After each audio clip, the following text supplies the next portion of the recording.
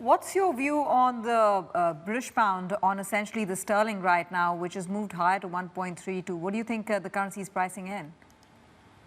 Well, it's pricing in 50% chance of a deal at this point.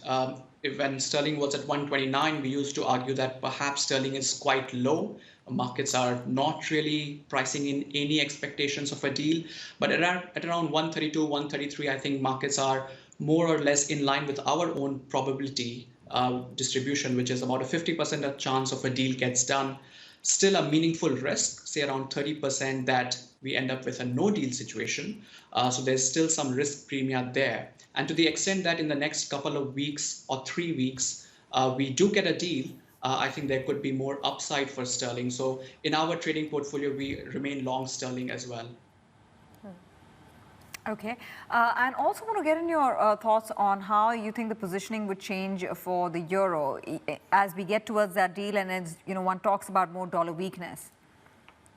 Sure. I think euro positioning is an interesting one because for a few years now, the market has been structurally short euro. And this is not just in terms of the hedge funds or the real money community, but I'm also talking about corporates and central banks. On the corporate side, euro has been a very popular funding currency simply because of the interest rate differentials versus the US, which is why a lot of corporates across EM are positioned quite short on euro.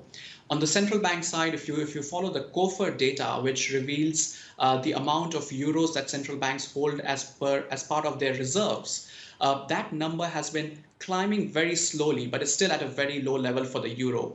So it's just under 20% allocation to euro in their forex reserves. We think there's significant upside there as well.